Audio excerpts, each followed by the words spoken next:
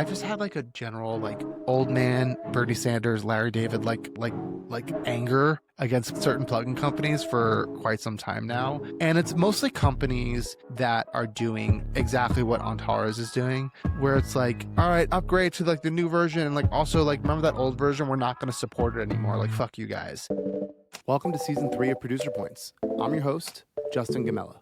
Join me as we continue our deep dives and one-on-one conversations with producers, mixers, artists, and songwriters. This season, full episodes are for Producer Pal subscribers. Join the community on Patreon where you'll get more than just those full episodes. All right, let's jump in. This is Producer Points. Welcome to the very first episode of Season 3's Roundtables. Today, we're going to be talking about all things autotune. Autotune is arguably the sound of music in the 21st century. Whether you love it or hate it, know it or don't, it has probably been used on a song that you love. What even is autotune? The general public just thinks it's one thing. Us in the music industry know it's kind of a blanket term for perfecting a vocal to make it release ready, which could mean Melodyne, MetaTune, or any other tuning algorithm. But the gold standard, the industry standard, whatever you want to call it, is Antares' autotune, the most well-known and most used tuning algorithm out there. But we're not here today to talk about whether we should use it or not, or what music fans want. We're here to talk about how Antares and other plugin companies like it continue to update their products for the worse as they continue to try to make money. They feel the need to repackage and resell the same tools over and over again, as opposed to keeping the product solid and just updating it for new operating systems. And I get it. Antares really doesn't sell nearly as many copies as their other plugins as they do autotune, but with all these updates have come mountains of problems that we in the audio community continue to deal with. So for you listeners out there, this is definitely a super nerdy one, but we're going to make it a little bit fun too. We're going to talk about the problems we've encountered, workarounds, alternatives to autotune that we like or don't like, and what we want out of plugin companies like Antares and others. And then later on, we're going to talk about a couple of current events happening in the music industry. Let's get into it. Our first guest is a Nashville-based producer, mixer, and songwriter whose credits span pop, indie rock, and R&B. From working with his band Loyals and John Harvey to crafting emotionally resonant records, he's one of those producers you always want in the room. Please welcome Andrew Gomez. Thanks for being here, man. Thanks for having me, man.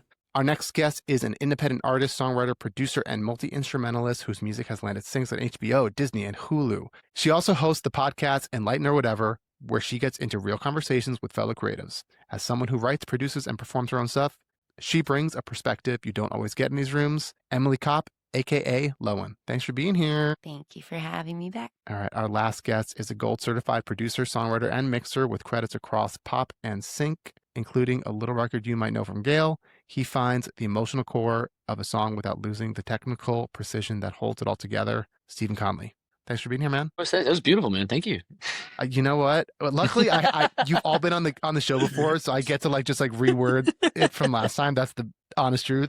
We were talking before we were recording. My kid was sick today, and so I couldn't put nearly as much time as I really wanted to get this all ready. I had to kind of rush it all together. As I'm watching the Knicks about to lose the game, I'm looking at the score right here. Oh no! I'm a big old Knicks fan. I know. It's fine. When I made these, I didn't realize the Knicks would be in the finals. Well, no, wait, Who are they playing? Who are they playing? It's the Spurs in the finals. It's game 3. They were just about to lose, but now it's 111 to 113 with 9 seconds left. So we'll see what happens. When this releases, the Knicks will either have won or they'll still be playing for the championships. Anyway, we're here to talk about autotune.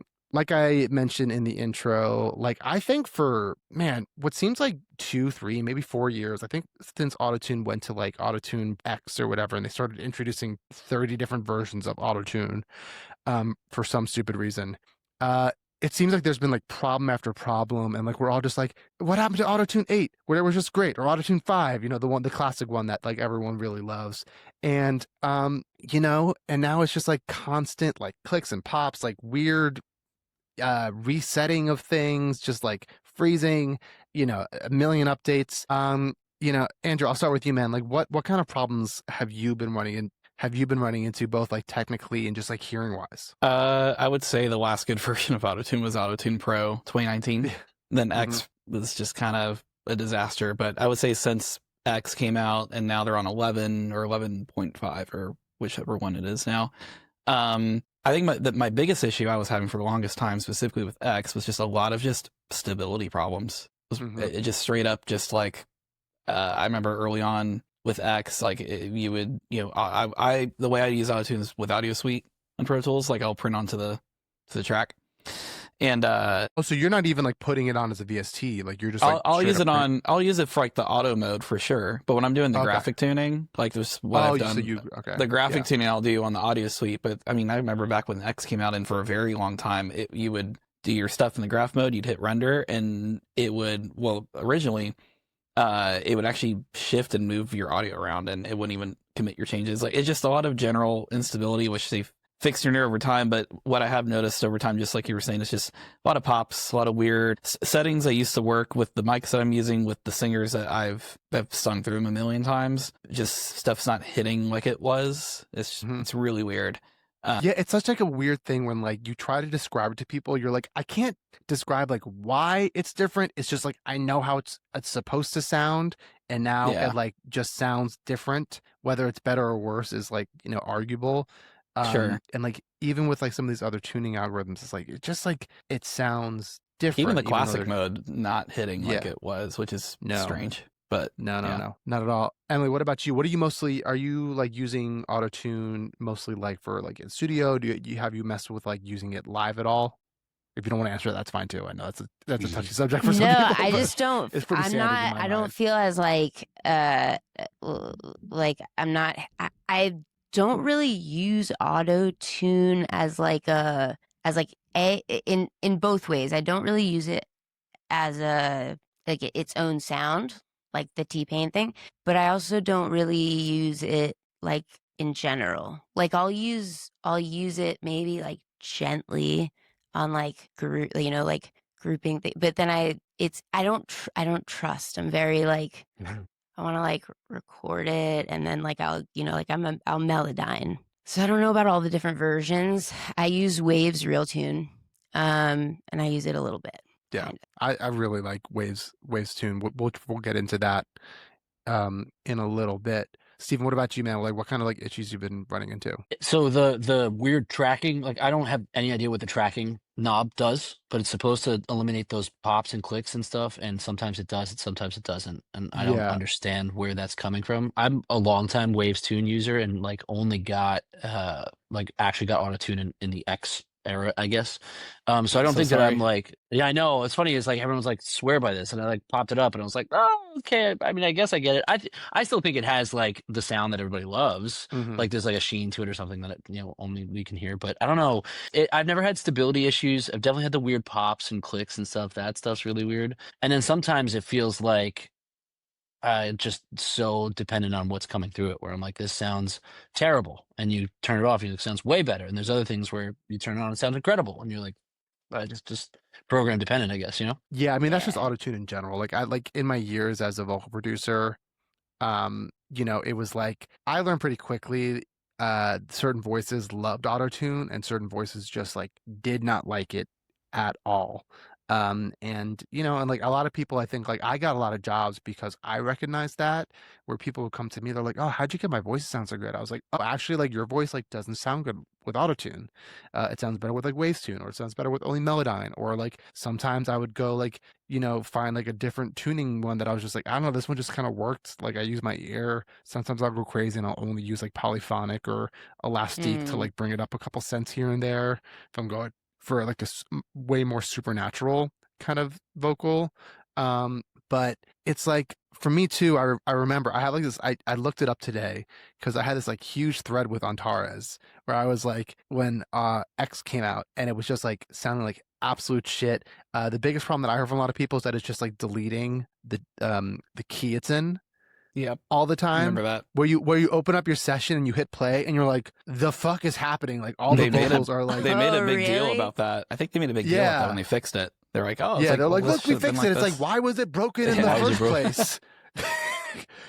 It's like a core function of AutoTune is like to be in the right key. And yeah, so like I still get that error once in a while where like it maybe was like I saved it when the thing was so fucked up and whatever, I didn't notice it.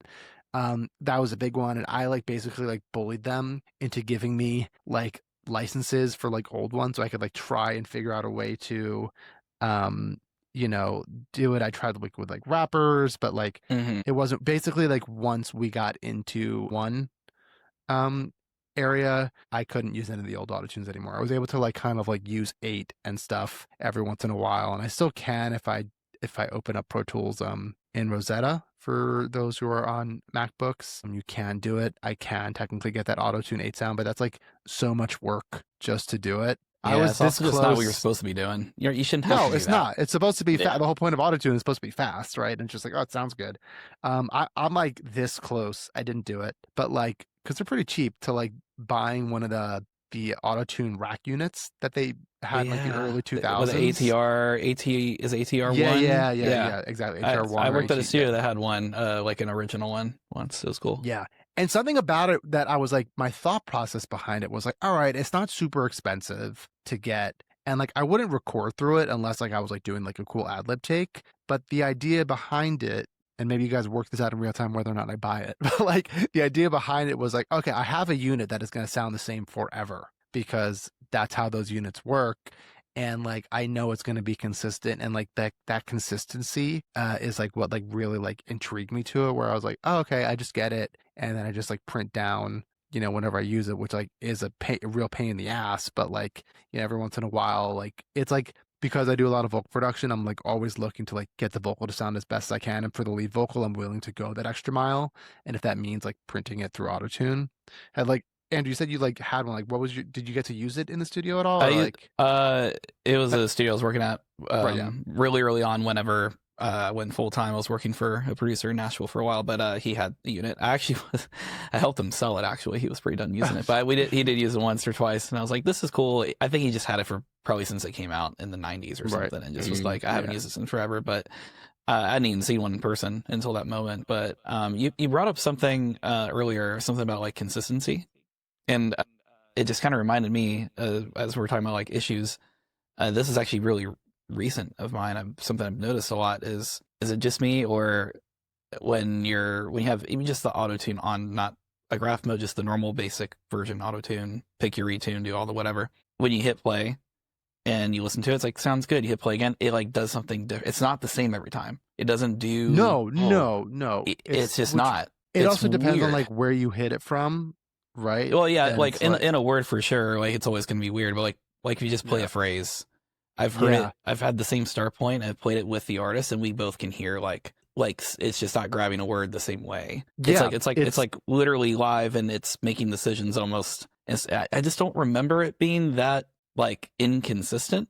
I felt like it was just kind of the same on 7, 8. I didn't really like 7 that much, but 8 and 9, like, yeah, it's hard to know for sure. Because it's like sometimes you like hear it a lot. Sometimes I don't notice that nearly quite as often. It's not every time, but it's like usual. Like we were talking about, like how sometimes some vocalists like it just grabs it weird, or the ones where it's kind of towing the line. You can almost like hear the algorithm like being indecisive about what it wants to do with the note sometimes. Yeah. So, I mean, I kind of like, now that we're like talking about some problems that it has, right? Like between the clicks and the pops and kind of like grabbing things weird. Stephen, I'll start with you. Like what workarounds specifically can you tell our listeners that you've done to like kind of just like, I guess, work around the problem that that autotune or even like any tuning algorithm creates? Sure, bypass it. No, I'm kidding. That's a dumb answer. So I found that again, I said the tracking knob before. I literally have no idea what it means, no idea what it does. Should probably read the manual. Yeah. Sometimes with the clicks and the pops, if you turn the tracking to 0, it will get rid of some of those issues. I've only recently gone into automating retune speed times and things like that when it is grabbing stuff really weird. That's a big one. For the most part, I'm also using it like more for the sound of autotune. Like me and Melodyne are best friends, and so like I've always used Melodyne in that way, and sort of like gotten the vocal sounding great and natural in that way, and then adding autotune after it to do the thing. And so I don't really lean on autotune that hard, but the times when I do lean on it hard, it is that tracking knob. And then I've never really messed with classic mode. I like the flex tune thing. I like that it's like kind of pulls it off a bit, but I just the retune speed automation has been kind of nice. That's kind of worked for me. But yeah, I love that. Andrew, what about you, man? What kind of like workarounds do you feel like you normally have to do to get around it? Same. retune speed automation is like kind of like, I mean, yeah, it's a good fix. It's just also just a cool like tool to keep in your brain in general, just when using it. I think it is a with, very like, powerful swoops move that yeah. not enough people use. It's especially when there's I, like a note that goes like it swoops down instead of like stair stepping down. Like you kind of just yank that back and let that natural kind of swoop go down. But as far as like fixes, yeah, the tracking knob, I figured I'm one of those guys that, like, especially in 5, my first one I used was 5, and that's still the best one ever. But I never really touched the tracking knob until probably around Pro 1, like the original Pro. Just, I don't know why, I just didn't need to or didn't want to, but it does do something. Also, just switching the algorithms does a lot. I've noticed for me, like on SM7s, even on females, for me, could just be my SM7 or in my space, like low male works better on the SM7. That's so fun. I mostly stick to low male for whatever low male, reason. Like, kind of just grabs the best. And I think my tracking is set on my template at like 36, because for a few vocalists it just worked well that way. And then if I hear the pops and clicks, the first thing I do, it's move the tracking knob, and if that's not doing it, then it's switching the algorithm, usually somewhere between there. But I think in addition to what we've already said, I think maybe the biggest, as far as like, it's not the most exciting one and it doesn't solve a problem, but if it sounds right and it's working okay, just like print commit it, get it baked in, and then stop worrying about it, trying to fix something that will not be consistent. The thumbs up thing. Yeah, no, because like printing and committing, it's like, also I don't like to lean on it, but like declicking with RX or another, program that can grab those, like definitely makes, it's better than not doing it. And I know you mentioned, you say you didn't use auto-tune a lot, but even like WavesTune and other ones create like these like, issues. Like what's kind of your technique to like try and get around those issues? Yeah, I'm kind of like, I think because the nature also of the genres of music I tend to work on, I just don't lean on it unless, like, similar to Stephen, like it's intentional, like, oh, that's part of the sound. But I feel like I get like a little OCD. So like I kind of will do a few different workflows and then like A, B, C, like all of them, and see like what was actually the best one. So like if I'm not just melodyning, if it's like a stack of background vocals and I use WavesTune, but I'll be like super gentle with it, but then I'll commit it. Then I'll melodyne that and like only tweak certain things, and then I'll commit that. And then I'm like, okay, version 1. Okay, what's version 2? Like, and then I will literally come back and listen to everything. Because if I was originally back in the day just using the built-in, when I moved from Cubase to Logic, I was using the built-in Logic thing. Like when I first, I was using flex pitch. God, that thing sounds like shit. When I first got Logic, and like that's just, you're like, this is so cool. Like I can tune notes, like when you don't know anything and so that's what you're using, and that is super problematic. You can hear artifacts like the entire time. What's funny, which is can that be a vibe too. Like right, I don't know. Sometimes that's cool, but like, what's funny is that I actually think Cubase's like tuning algorithm is maybe the best one. It's sick. I don't know. It's sick. It's awesome. I'm telling you, I've said I on love this doing podcast vocals many in times. Cubase. Yes, I said it on this podcast many times. I haven't like just bought Cubase to do it, but I've thought about a couple times buying Cubase just to like get their tuning algorithm for when I'm like really trying to go the extra mile. Yeah, you should. For certain clients, because it really is incredible. It sounds so good, and it's really, really natural. And it's funny too that you said like, you make these like, you have these different versions. I do a very similar thing that I started doing, and we're gonna name drop for the sake of making a clip. But when I was doing Finneas's album, I was vocal producing for him, and kind of our workflow was he recorded his own vocals, and then he would like give me all the takes, and I was supposed to like comp it and tune it and do whatever I needed to do it. But he's like, yeah, like I don't care if people know like that my vocals tuned or like whatever, but he's like, I want it to sound really, really natural. Like I don't want to hear the tune unless like we're trying to do something. And so I was like, okay, obviously I want to do a good job because he is who he is. And I literally, I went like fucking nuts, but I'm glad I did it because I actually now do it on other projects every once in a while where I'll kind of, and it's easy to do in Pro Tools with a playlist, but I'll kind of tune it a couple different ways where like I'll do Melodyne, I'll do WavesTune, I'll have no tuning, and then I'll have just auto-tune, and then I'll have auto-tune touching, Melodyne, auto-tune touching WavesTune. And because he was really sensitive, funny enough, to all the clicks and pops that comes with those programs. He was like, he would always find them, and I was like, okay, I really got to make sure I'm like not having any of that shit. And basically, I would like use all 5 of those, and then I would comp from those 5. And like really go nuts. Yeah. Right, be like, okay, Crazy. which one of I went like really nuts, but like I'm super proud of those vocals, and it's going to be a bunch of other work, so I'm glad I put all that work in. But I'll do it sometimes now where it's like I won't go that far as often, but kind of what I'll do sometimes is I will always print down the Melodyne only, the Melodyne and AutoTune, and the AutoTune. That's just kind of part of my workflow where I'll have all of those and the one that has nothing on it in a playlist ready to go. Just so I can kind of like, if AutoTune did something weird when I printed it, or Melodyne was doing something weird, I have these other things that I can kind of grab and just like do, make a really quick workflow where it's like a comp within a comp. Yeah, I know exactly what you're talking about. Do you ever feel like? Sorry, go ahead. No, go on.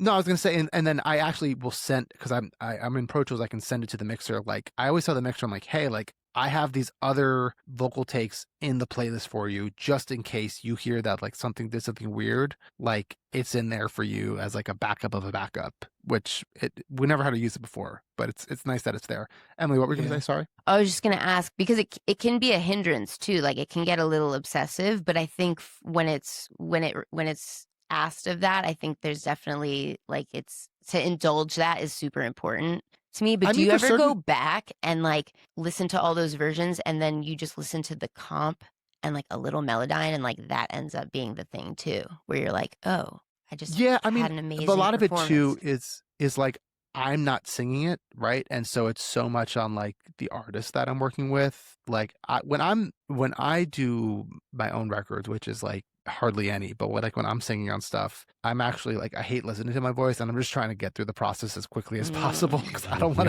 to hear it. But like I mean the artists I work with, I know sometimes they can be like super particular and they want to, I know when someone's that particular, and I know when I have to go that extra mile and like really listen and like make sure there's no weird things happening that like Melodyne does on, if Melodyne like like it has a sound or a swoop.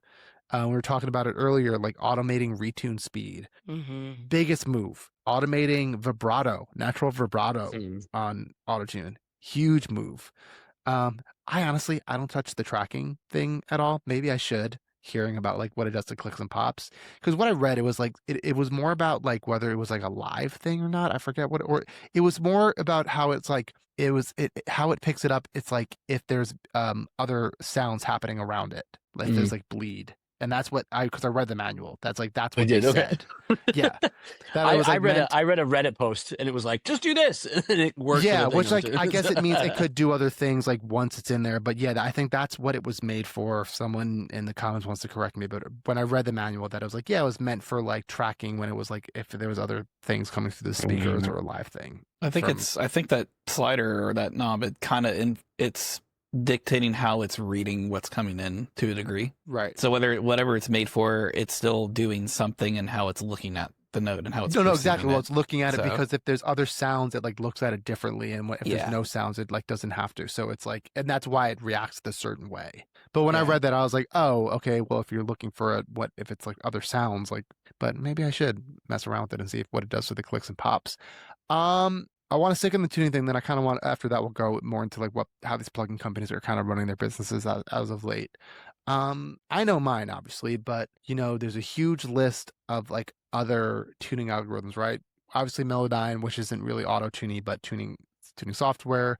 There's MetaTune by Slate Digital. The one that UAD I guess they've had it for a while, but they just released it as its own plugin, the UAD Topline Vocal Tune. That's a really great one. There's Wavestune Real Time. There's Repitch from Isotope. There's the Crispy. We're pausing here on the free feed, but the conversation keeps going on our Patreon. Become a Producer Pal subscriber, and you'll get the full episode plus everything else we've got going on over there. The more Producer Pals we get, the more content we can create for our subscribers. You can find the link in the show notes. All right, back to finish the rest of the episode. Okay, so I think that's enough about AutoTune Yes. and bashing plugins. Let's talk a little bit about current events right now. I lost where I had my little summary here, so if you guys wouldn't mind just giving me 2 seconds here before I find While it. you're looking, Steven said something earlier that it kept in the back of my brain. It's the most realist thing. He said something about when Arvox stops working, I'm dead, and I fully agree. Fully agree. Dude, listen, I'm not a God-fearing man, right? But that is God's plugin. I swear to God. It is God's I'm like, plugin. That is the oh best. my It's the God. best thing. It is incredible. It's Oh, the man. goat. It's so funny. It's sometimes you get to the end and like, oh, vocal sound good. And you're like, let's throw it on there. But is there Arvox though? It's not good yet. It's not good yet. I haven't been back on our comp Mm-hmm. on vocals. Renaissance, baby. It's the best. Yeah, Renaissance all that bundle stuff. goat forever. Yeah, just works. Mhm. Okay, For let's 25 go on years. to. Yeah, I know. All right, listeners. This is new for you guys. We're gonna try it out. We'll see how it goes. This year for roundtables, because we record them same week, we can do some kind of current events. Get our hot takes.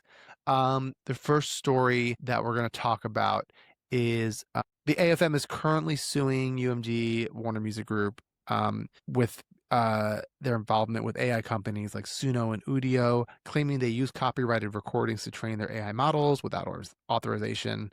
The AFM filed a lawsuit against UMG and WMG. The union's argument is that when those labels settled, they triggered a clause in their collective bargaining agreement called the new use provision. That means the musicians whose recordings were used to train these AI systems were supposed to be compensated. They were not. And on top of that, the labels still haven't told anyone which recordings were actually used, so musicians don't even know if their work is being used. UMG's response was that they've been at the forefront of protecting artists in the age of AI, which, sure. The question, is like, what records are being used, who's getting paid, who. We don't know anything about what's going on between these publishing companies, labels, and Suno and Udio. They just like keep making deals, and everyone's like, can you do that? Like, it's very rare that you as like a publisher 100% own a copyright, and then like also the same label owns all the it's just like very seems very cloudy on purpose. I don't know if you guys have been following any of the AI bullshit, but if you guys heard about the story or you have any hot takes on it, and if you want to just speak, you can raise your hand. No one. Go for it. I can go. Go. I hadn't heard about this, but in Yeah. the same way with everything, right? Same thing with legislature, all this. Like, you side on the side of people. What's good for people is always can never be the wrong decision, right? So a corporation making a deal like that sucks. That sucks. But at the same time, I just think of like there's a group of lawyers got together at whatever these companies were like, well, it's more likely than not, then we'll be able to outlast this, and our lawyer, our legal team will probably win. So they made the deal. Yeah. It is what it is. Unfortunately, like I don't know how you stick your finger in that dam, and stop that, because it's just gonna keep happening. I think for those who don't know, is that like even the deals between Warner and UMG and Suno and Udio and all those other companies, they're also starting to like kind of fall apart. They like, from the rumblings that I've heard, is that they're actually a lot farther than what they're letting on. I think Suno's trying to keep it like hush hush. They're like, see, look, we're making deals at like, while UMG is like, we're actually like really far apart on a lot of things. Apparently the biggest sticking point, and I'm going to get the numbers wrong, so I apologize, is that right now, as like a Suno paid user, you can make like tens of thousands of songs a month. I forget what it is. It's like I remember when I saw the number, I was like, that's insane. So it's like a credit system, right? Yeah, I think it was like 50,000 songs, the equivalent. It was something like that, where it was like, that seems unreasonable. And I guess like Universal or Warner, I forget which one, they were just like, we don't think it should be that high. There's like no need for that. And I guess Suno's just like, nope, like we're not, that's like a sticking point for us. We want like people to make that many songs. And it's just like, okay, what a tsunami wave of AI garbage music. of garbage. Yeah, I mean, nothing less. I think they're probably just trying to do like what we do, right? We're playing a numbers game at the end of the day, where it's like, you write 100 songs, maybe 2 of them are good. And I think in their same way, where it's like, all right, well, we'll shit out 50,000 songs and maybe 100 of them are good. Whatever. Horrible ratio. I hesitated to say 100 because like I still have to hear like an AI song that's like an actual good song and not just good content. Like the one that's like a big right now, I'm sure you guys have heard if you've been on Instagram or TikTok, is the fucking San Juan mi hijo. That's an AI? The Puerto Rico song, yeah. Oh, my mom posted it the other day. Had no idea it was AI. She's Puerto Rican, so she was excited about it. I mean, I think that works, and it's funny because one, it is human written lyrics, and like I think why it's funny, it's and, like meme kitschy, culture. is it like it's supposed to be like kitschy and like stupid, and that's why it works. Like I don't think anyone is out here being like that song. Yeah, it's like no, AI is really good at making content. I will give it credit where credit's kind of due. almost what it's there for. Yeah. But Suno is starting to sound a little bit like OpenAI as of these days. Just a little bit of there's a lot. We got the money, and then there's some like, then all these companies are like, yeah, but like, I don't know, people are starting to get a little bit weary about some things. No, I mean, I think just like OpenAI, but like Suno even more, right? They're claiming that like, okay, they're going to charge everyone $30 a month, maybe 50 for like I don't know. I don't remember what their tiers are. But it's like you guys take up a lot of electricity and a lot of power, and I don't know how that model is supposed to sustain at just having like, I mean, how many people are actually going to sign up for Suno? Yeah, like not that many, and like it's good that is so much more expensive to run than like Pro Tools or like Waves. You know what I mean? Like that's like just their costs are going to be so much. So to me, every time I try, I like sit down and think about it, I'm like, this doesn't make sense business wise. Like I don't understand how you guys are going to make music unless their play, which I feel like it is, and I think that's where they're going to lose, is that they want to take ownership in the copyright somehow. That's the only thing that makes sense to me. Where if they can like make the pitch that like, oh well, like everything that you're putting out there, like we can own, and if a couple songs like hit it big or like start getting syncs, if it's used as the main sync, music creation thing, like, and they want to take money from that, but otherwise I have I don't understand how that and also, is that even enough money to keep? I don't think that's even enough. No, I know. I think everyone thinks the music industry has all this money, and we're all here like, what are you doing? There's no money here. No, there's people get paid a lot of money. There's a few people get paid the big bucks every now and then, and it's a fun story. But everyone else is like, can I get a few, please? No, it's like, what? Like, go leave us alone. We're all broke. What are you doing? We bought too many plugins, now we're broke. I know, right? But we kind of messed up scenario with the AI situation, and it's I think because it's so new, like there's no it's like the Wild West, right? So there's no like real legal infrastructure set up around all of this, right? And so I'll leave the company name, I'll tell you guys after, but so I got brought in to work on this like sync project in EP. And we work on it, submit it, hand it in, and it was kind of like a non-traditional sync deal where they advance you money because they want to own the master. But you're like I was like beta testing this like setup. I was like, what's this about? And then it's like a co-pub situation, but you get paid on the master. You just don't own it. But it's like a normal sync split, but you don't like own the master, but it's like you get paid a normal sync. Like they take their 25% of the sync fee and you take your 75, but they could sell the masters because they own them. And then, so we do the EP, yada, yada, yada.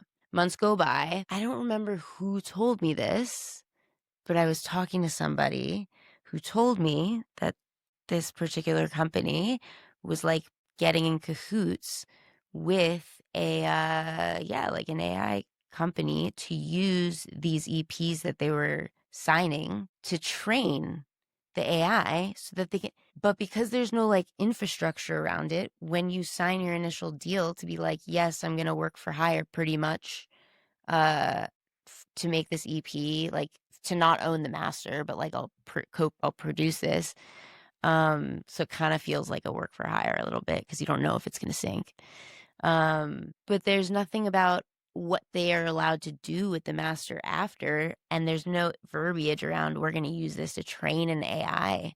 So you have no control. And so that's like the first and last time I'll ever participate in something like that. But I imagine it's more prevalent than we think. Even the people who are getting paid to work on stuff, if I would not have consented to have my own work shoot me in my own foot. Like, Right. you know, why would anybody?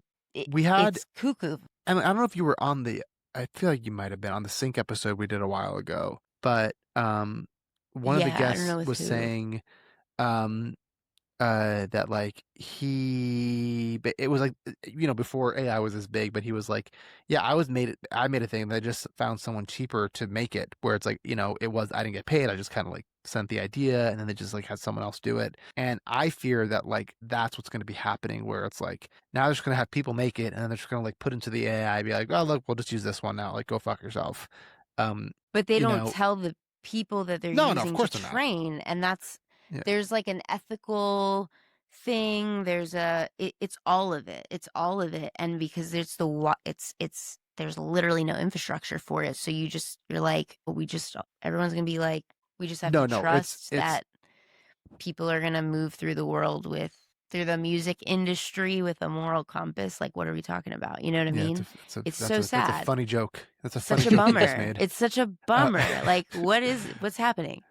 Yeah. I mean, listen, you know, we're going to do an AI episode eventually here on the roundtable, but it's just like, you know, I say it a lot on the podcast, like corporations are going to corporate and they're just going to like act, you know, however they want for their shareholders and their future shareholders. And it's a real fucking shame. And all we can do is just like hope that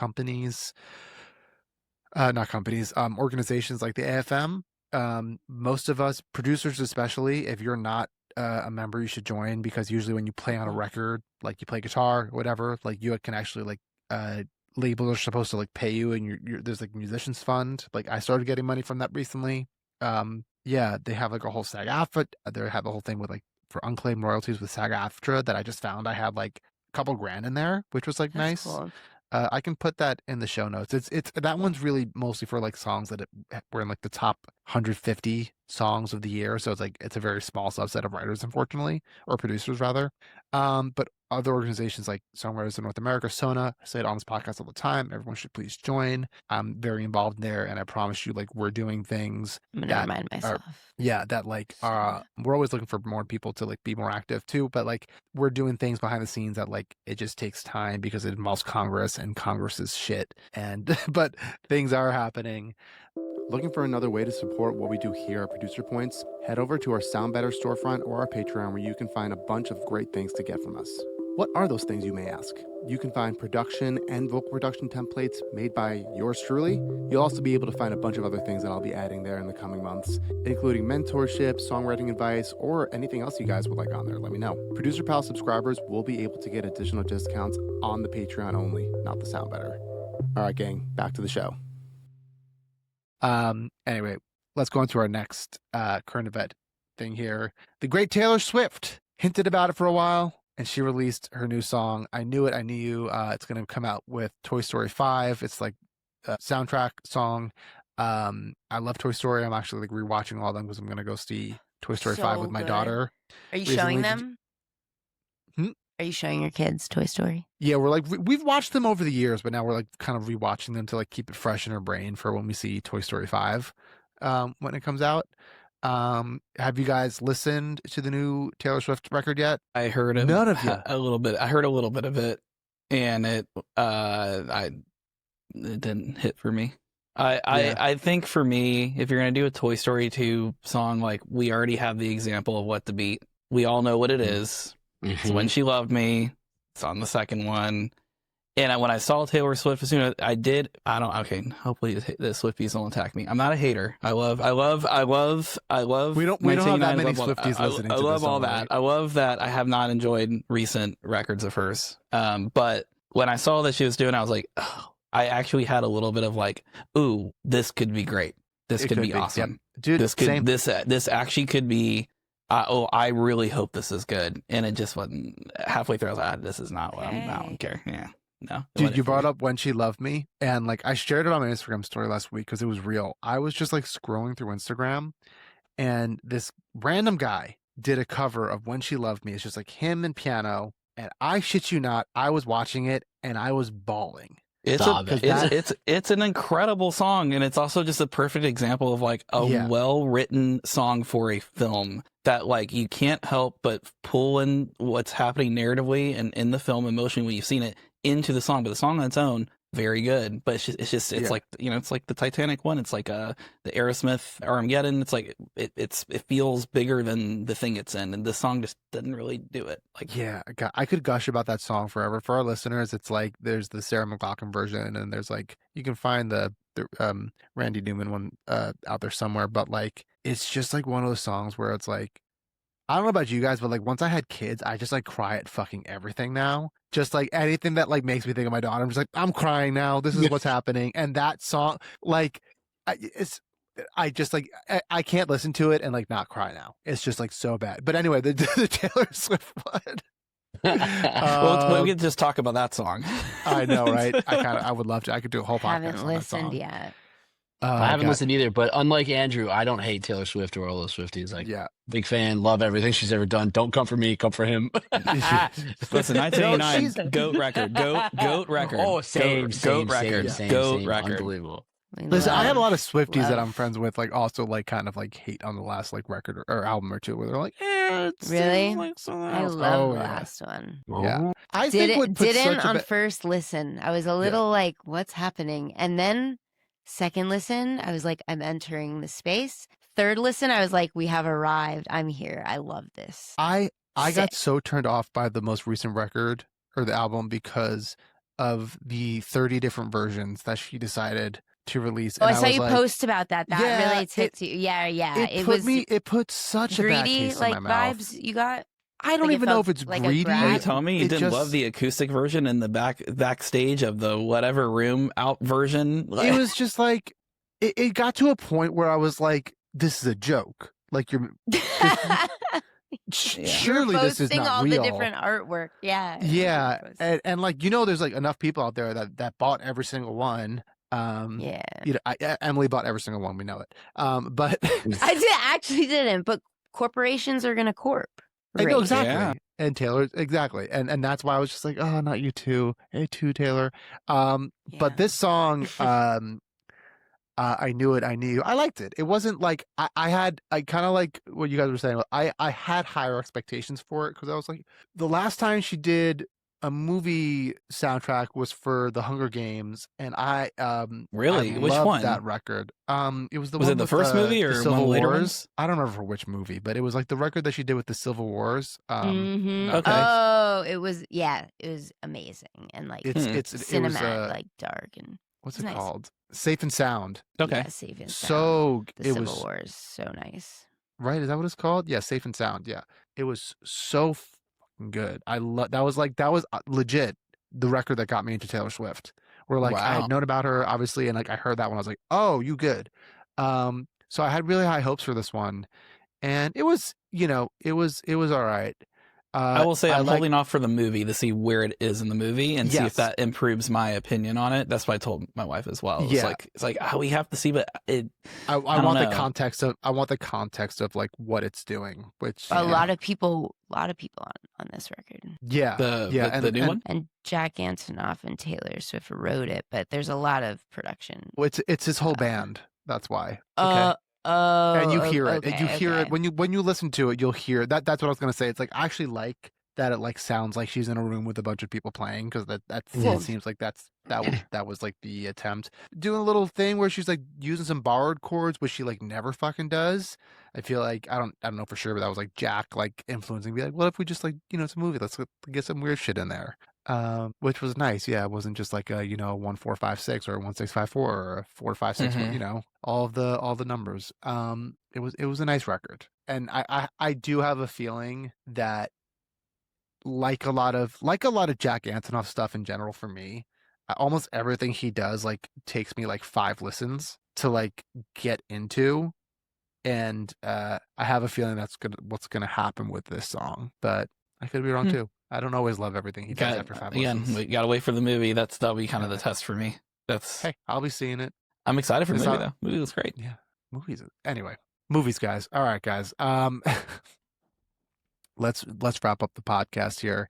Thank you guys for coming here. I wanted to do our last little segment in the bounce folder. This is where you guys share stuff that you're working on, or just anything you're excited about, a new piece of gear, something exciting in your life that you just want to share with our listeners. Andrew, I'll start with you, man. I'll give you a plug-in real quick. Been loving and abusing on everything outside of even drums, the excellent audio DB drum butter thing. DB 33 or whatever it's called. It looks like RC20, but it has like little modules, but it's for drums, specifically drums. But I'm using it on a lot of stuff that's not drums. It's a little what's it called? Excellent Audio. I want to write this down. XLN Audio. Their new one. Okay, yeah. It's called DB Drum Butter DB30. I think. Yeah. DB30. It's a must in my opinion. I think it's a wildly creative, fun tool. Great, amazing on drums. I kind of just put on the mix bus for my drum or the drum bus and tweak from there, kind of top down, but it's also just fun for loops to just do some fun things with it. Can automate the little formant pitch shifter thing. It sounds really cool. Yeah, I've been I was always obsessed with the DS10, the drum shaper. Oh, I love that thing. He's all the time. That guy's powerful. Yeah, maybe I should get this. Yeah, no, it's again, I've been using it on vocals too. Some wild things with vocals, just like fun, creative vocal stuff. Yeah, it's really, really cool. Just forget it says drums. Just treat it like a little fun, creative little box of funny tools. It's really cool. Funny. My buddy became friends with, I'm forgetting his name, the guy that owns XLN, because he likes his music. My buddy Philgood, and they became friendly, and we were having a problem with Addicted Drummer one time, and Phil's like, let me call him up, and he picked up, and he was like, oh yeah, let me look.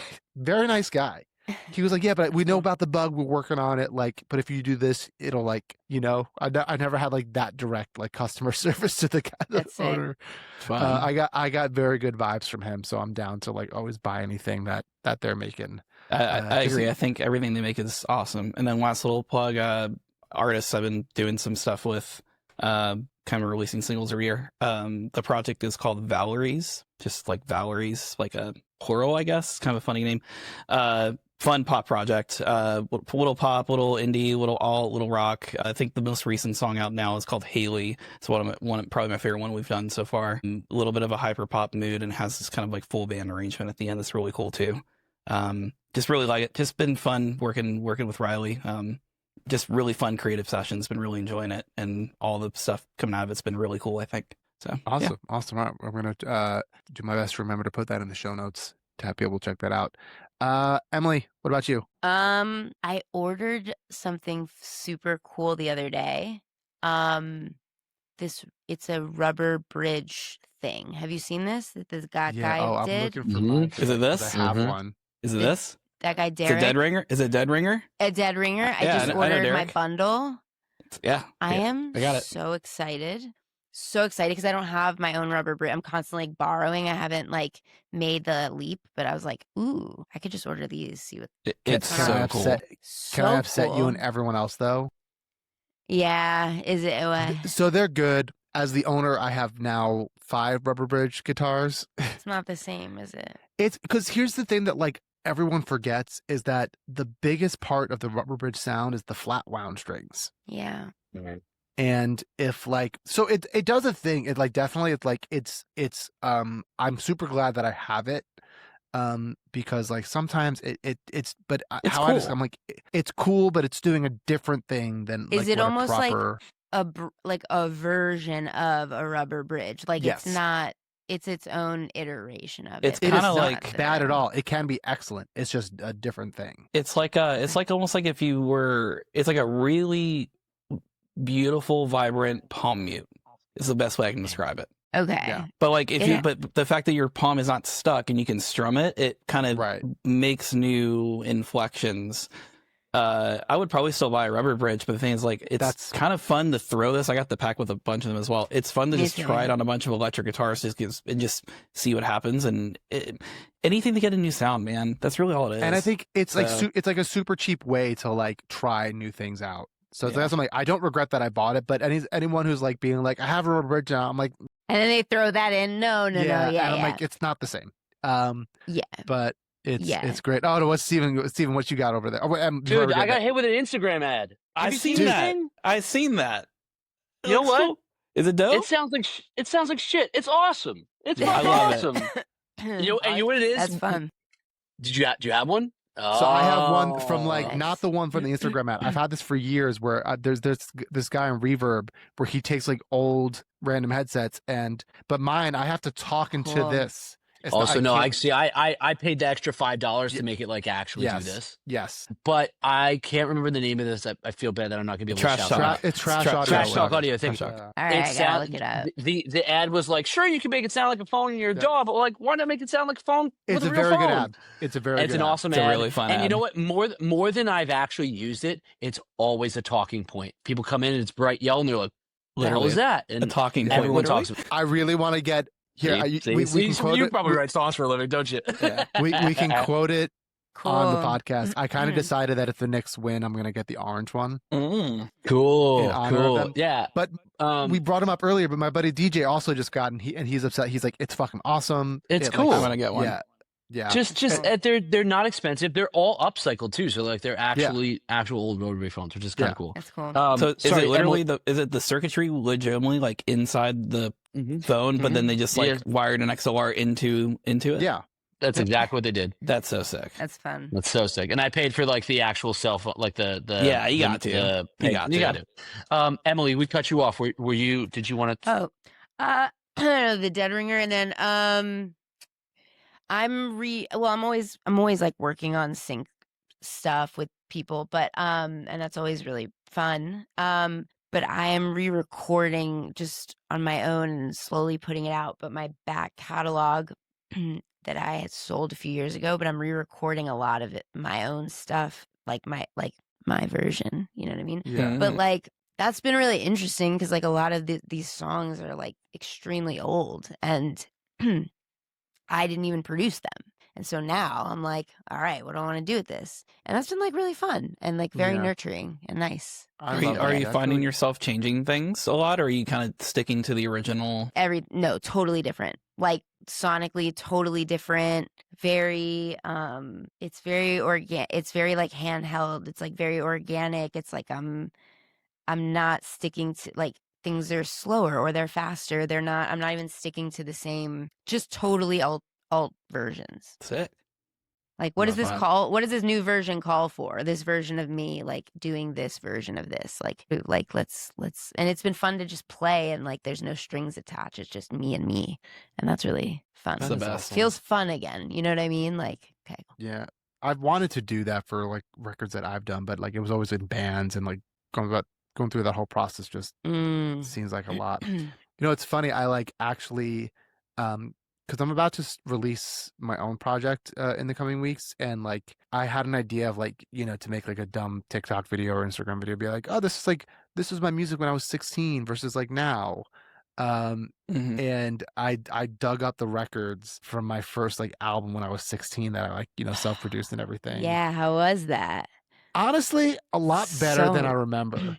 I was like So cringing nice. at parts of it, but like, you know, 20 years out from it, I can be like, oh, I was a good songwriter. Like I had the right ideas. Like, you know, I understood structure, but like I had such like a whiny emo voice and I did some things. But you could probably hear yourself trying to do what you are getting. You're like, oh, I hear what I was. I was hear on that the I had- path. Yes, Totally. I had good instincts, but my Yeah. lyrics were just so atrocious. They were so like it was me. I was like, I'm trying to be smart, and I'm letting you know I'm Yeah. trying to be smart. So it was really something. Mine is I'm about to go on a little journey this week. I guess maybe this month. And for a while, I've been wanting like a better handheld mic than the SM7, just to like have in the room for like people who like really, you know, sometimes people don't want to go out on the mic and they want something, or it's just like, you know, sometimes when like I'm sure you guys have had this, like they're singing on the SM7 and then they go on the mic and like all that feeling is lost, and it's because they were like that, you know. I'm always chasing that, and so I've been like talking with a couple other buddies, and my friend Alex Bilowitz were on like a text chain together. And he was also having the same thing. And so we had like a whole like hour-long conversation in this like text group. And long story short, I bought 2 mics that are going to be coming in like 2 days. I want to get the model numbers right because I always hate anything that has to do with a number. I can never fucking remember. I'm really interested because I think I might know what one of them is based off of I've had similar. I bought the Earthworks SR314 and the Neumann KMS 105. Okay. Interesting. Yeah. So they're like not cheap handhelds. They're like in like the $600-700 range. And I'm gonna try them out for a month and return one of them or keep both of them, kind of just like put them through their paces for the month. So I guess in not next roundtable, then roundtable after next, I'll have an update on it. But I'm excited. I'm like I've been kind of looking for something that I'm like it's people can still hold it, not take ourselves too seriously and get like a really compelling vocal still. Dude, I did a record with an SM57 recently, and it was awesome. Yeah, and I have an I'm SM57. like, it's not sexy, right? But it's great. But it's nice because like the SM57 is like, I know what it does and I know how it sounds, but like sometimes I want that, like, okay, you're holding it, but I still want it to have that, condenser sound. Right. Did you happen to look at the Lawton Audio LS208? No, what's that one? That's the one I was wondering if you would say, because I've heard similar things about that. It's a condenser, but it's shaped kind of like just almost like a SM58 in a weird way. But yeah, I'm looking at it. Yeah, the LS208. Yeah, but it's apparently super good at like it doesn't grab anything except what's in front, but it's a condenser. I know, but you see, I'm looking at it and like that doesn't look fun to hold. It doesn't, but no, I just heard it. I just heard it sounds really good. I wanted something that like was like fun. Like I don't know if you guys know how those like Earthworks ones look like. They look like a microphone from like the 70s. Yeah. Yeah. Oh, they're I like know really... what you're talking. They're like. Yeah. So like the reason why I was like interested in it is like I've heard good things about it for a while, but I've been kind of piqued about it because Ash and Finneas on their collab record that they did, I forget what they called the band. The Favors. Yeah. Yeah. They use that as like their main microphones because they did a lot of things live. And I thought the record sounded great before I even knew that. So I was like, okay, like I really love how that record sounded. Maybe that thing just like does a thing that's really nice. It's the Earthworks what? The SR314. SR3. Yeah, that's the one I've seen. Okay, I know this one. They're just like really cool looking. Like they look sick. Interesting. Again, like to Stephen's point, like I like having like talking pieces in the studio. Totally. And I I've seen this. Because I have a couple of these mics that I got a while ago. I'm just like nerding out right now. But like I got all these awesome electro voice mics from like the 70s and 80s at a flea market for $5 once. Cool. And they all sound like really cool. They don't sound like great, but they sound interesting. But people just like see this and they just kind of want to hold it and sing into it. It's and fun. Again, it's just like a thing where it's like, oh, this is fun. And so that's what I'm kind of like looking for with the Earthworks kind of thing. Like true producer shit. Like it's not about like even the technical stuff. It's like I want to get the feeling and the emotion out of the. I want to get something out of the performance. It's like shit like this, where it's like it's just whatever. This works too. It sounds really cool. Anyway, all right. I've taken up too much of your guys. I know that mic. That's cool. Good. Now I want to get one. I know, dude. Reverb, and like eBay. You can find like random shit for like not that much money. If you don't mind taking a chance. Well, guys, thank you so much for doing the pod. To our listeners, if you were a Producer Pal subscriber and you got to listen to the whole episode, thank you for being a subscriber. If you're not and you're hearing this outro, and you're not a subscriber, please head over to our Patreon and subscribe so you can hear the entire episode, and you get a bunch of other stuff on our Patreon, including plugin presets. You can check out some of the templates I have for sale on there, and AMAs, and we're eventually going to be doing, if these guests eventually want to share, guest plugin preset drops as well, from guests that have been on the podcast. So check it out. Thank you guys and take care. Go Knicks. Thanks for listening to Producer Points. If you enjoyed this episode, please subscribe, leave a rating, and share it with someone who loves music as much as you do. A huge thank you to our team, Nathan Rebello and Elijah Shepard. You can check out all the songs we've talked about on our Producer Points Spotify playlist. And if you want the full episode, join the Producer Pals community on Patreon. Links in the notes. Until next time, this is Justin Gamella.